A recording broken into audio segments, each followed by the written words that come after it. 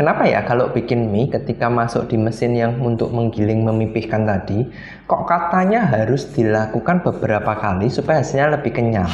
Benarkah hal seperti itu?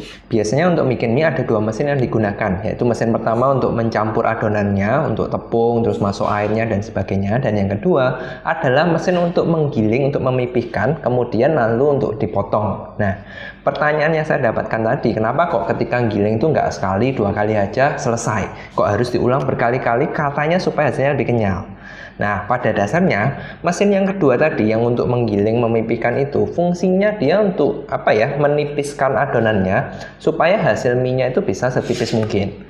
Kalau ditanya bener nggak sih orang bilang harus beberapa kali dimasukkan supaya kenyal, jawabannya ada benernya juga. Karena ketika mesinnya tadi itu dijalankan, adonannya masuk dan dipipihkan, itu ada reaksi yang terjadi, yaitu untuk bisa dibilang mekanisme untuk memipihkan itu akan membantu sedikit banyak mengaktifkan protein yang ada dari tepungnya.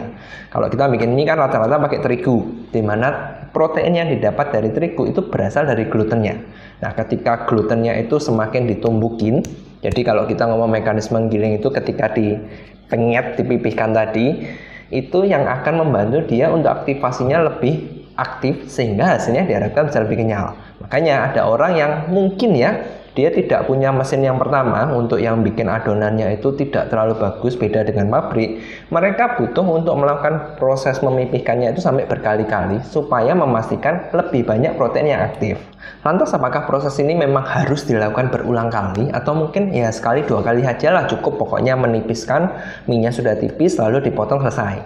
Jawabannya tergantung dari dua faktor ini. Yang pertama adalah kondisi dari terigu yang Anda pakai. Kalau kita ngomong kekenyalan mie, nomor satu pasti dari protein, dimana ini didapat dari glutennya kan.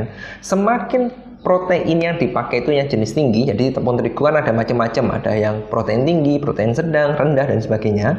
Kalau proteinnya semakin tinggi, seharusnya dia bisa lebih kenyal meskipun proses gilingnya tadi itu tidak berulang kali.